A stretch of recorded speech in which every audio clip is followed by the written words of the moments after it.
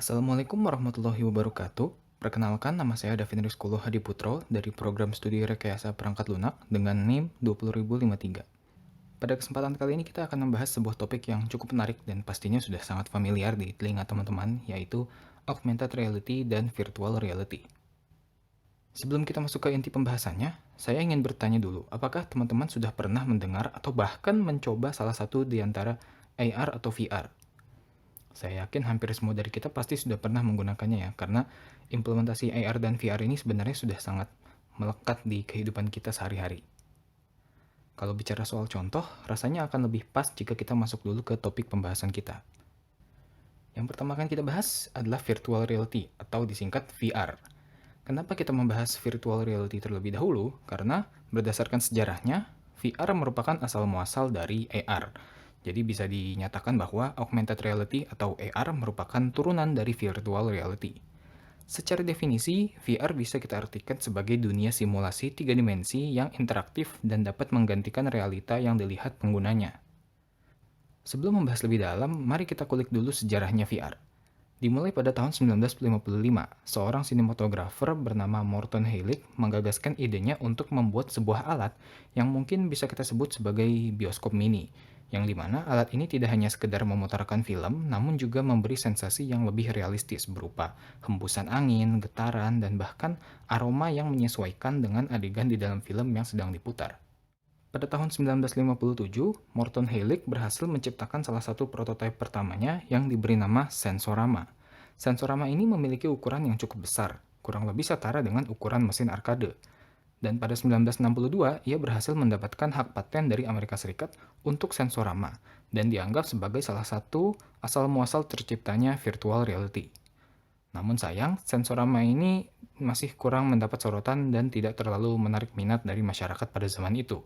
Sehingga proyek Sensorama harus berhenti karena tidak ada investor yang tertarik untuk mendanai pengembangannya. Hingga pada tahun 1968, seorang komputer saintis dari MIT, yaitu Ivan Sutherland, menciptakan sebuah head-mounted display atau bisa kita sebut sebagai VR headset paling pertama yang pernah diciptakan.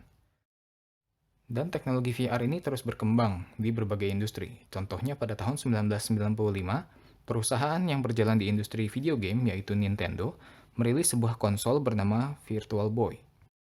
Konsol ini pada dasarnya mampu menjalankan game-game milik Nintendo, namun bedanya kalian dapat bermain dengan sebuah VR headset. Namun konsol ini juga masih kurang dilirik karena visualnya yang masih sangat terbatas, di mana displaynya ini hanya menampilkan warna merah dan juga penggunaannya yang cukup rumit, di mana pengguna harus meletakkan kepalanya persis di depan konsol. Hingga pada akhirnya di tahun 2016, teknologi VR mulai mendapat sorotan setelah Google merilis sebuah alat bernama Google Cardboard, yang mampu memberi pengalaman visual reality dengan hanya bermodalkan smartphone, ditambah dengan harga Google Cardboard yang relatif terjangkau. Berbeda dengan VR-VR sebelumnya yang memiliki harga cukup tinggi. Oke, selesai dari sejarah, kita lanjut ke jenis-jenis VR. VR pada dasarnya dibagi menjadi tiga jenis, yaitu immersive VR, semi-immersive VR, dan juga non-immersive VR. Immersive VR adalah ketika pengguna dibawa ke sebuah lingkungan digital secara keseluruhan sehingga tidak lagi berhubungan dengan dunia nyata. Di dalam immersive VR, pengguna merasa bahwa dirinya benar-benar telah berada di sebuah lingkungan yang baru dan sudah tidak bisa dipengaruhi lagi oleh lingkungan nyata yang ada di sekitarnya. Tipe VR seperti ini cocok untuk bermain simulasi, misalkan skydiving. Selanjutnya adalah semi-immersive VR, yang dimana tipe ini hanya mengubah sebagian lingkungan menjadi objek digital. Secara fungsi dan kemampuan sebenarnya masih lumayan mirip dengan immersive VR, namun bedanya, semi-immersive VR ini bisa digunakan oleh khalayak luas. Mengapa? Karena immersive VR bisa dibilang memiliki dampak yang cukup serius berupa motion sickness. Apa itu motion sickness? Singkatnya, motion sickness adalah ketidakselarasan kerja antara sistem penglihatan, sistem keseimbangan, dan sistem raba. Gejalanya berupa mual, muntah, dan pusing. Contohnya apabila kalian sedang menaiki mobil yang sedang melaju ke depan, mata kalian melihat jalanan yang bergerak. Namun, tubuh kalian tidak merasakan adanya pergerakan. Alhasil, sistem penglihatan dan sistem raba pun mengalami bentrok karena perbedaan informasi yang ditangkap. Hal ini menyebabkan motion sickness. Selain itu, penggunaan semi-immersive VR juga bisa dibilang lebih praktis, karena pengguna tidak perlu repot-repot menggunakan headset untuk merasakan sensasi realita virtual. Contoh penerapan semi-immersive VR adalah untuk tujuan pendidikan. Misalkan, untuk pelatihan pilot pesawat, di mana alih-alih langsung mencoba menerbangkan pesawat asli, calon pilot terlebih dahulu mempraktikkan cara penerbangan pesawat menggunakan sebuah alat simulasi yang menggunakan layar monitor sebagai jendela pesawat, namun masih menggunakan tombol-tombol fisik untuk pengoperasiannya. Dan terakhir ada non-immersive VR yang sebenarnya sedang kalian lakukan sekarang. Ya, non-immersive VR ini merupakan realita digital yang bisa kalian akses cukup menggunakan layar biasa dan tidak mengubah realita nyata yang ada di sekitar. Jadi non-immersive VR ini bisa dianggap sebagai realita tambahan ketimbang mengubah realita yang ada di sekitar. Contoh non-immersive VR adalah layar monitor pada PC, di mana layar ini menampilkan tampilan dari sistem komputer dan tidak mengubah apapun yang ada di lingkungan pengguna. Contoh perangkat VR yang bisa kalian temukan atau bahkan bisa kalian beli ada banyak. Contohnya ada PlayStation VR, Oculus Rift, HTC Vive, atau kalau kalian mau alternatif yang lebih murah, kalian bisa memanfaatkan smartphone kalian untuk menikmati konten VR asalkan smartphone kalian sudah memiliki teknologi sensor gyroscope. Kemudian kita akan membahas mengenai augmented reality atau AR.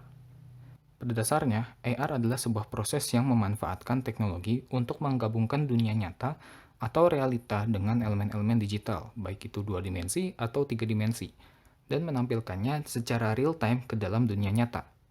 Bingung? Oke, jadi begini sederhananya. AR merupakan teknologi yang hanya memunculkan benda digital ke dunia nyata, namun seakan-akan benda digital tersebut benar-benar ada di sekitar kita. Apa saja fungsi AR?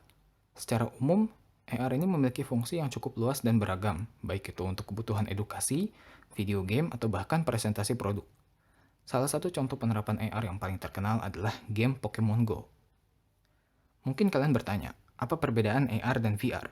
Ya, keduanya sama-sama menggunakan objek digital, namun VR hampir tidak menggunakan lingkungan fisik dan lebih mengandalkan lingkungan virtual yang dibuat oleh komputer.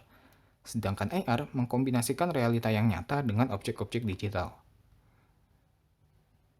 Bicara soal sejarahnya, salah satu penerapan AR paling awal adalah oleh Thomas Caudell pada tahun 1990, seorang karyawan dari Boeing Computer Service Research yang menciptakan sebuah head-mounted display yang dapat menunjukkan posisi instalasi kabel pada bagian tertentu di mesin pesawat, sehingga para pekerja bisa dengan mudah memasang kabel pada tempat yang tepat.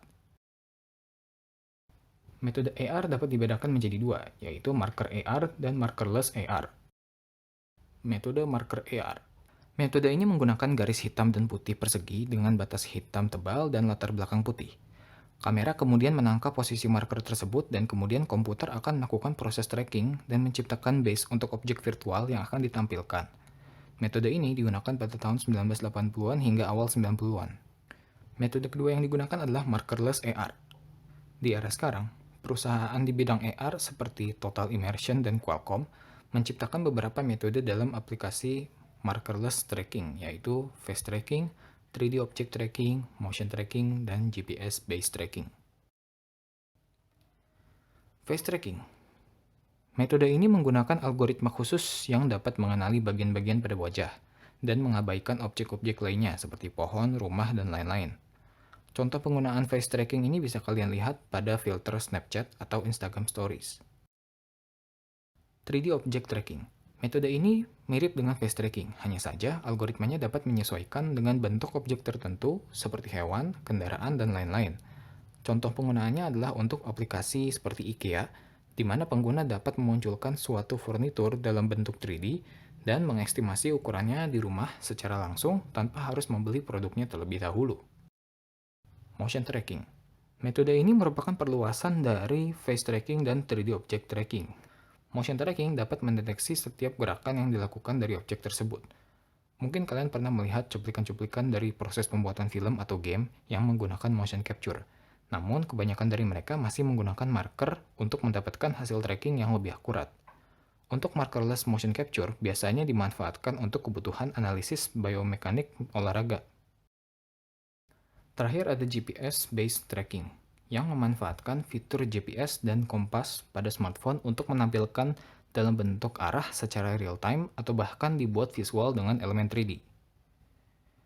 Terakhir adalah skill dan alat yang mungkin dibutuhkan apabila kalian ingin mendalami dunia AR dan VR.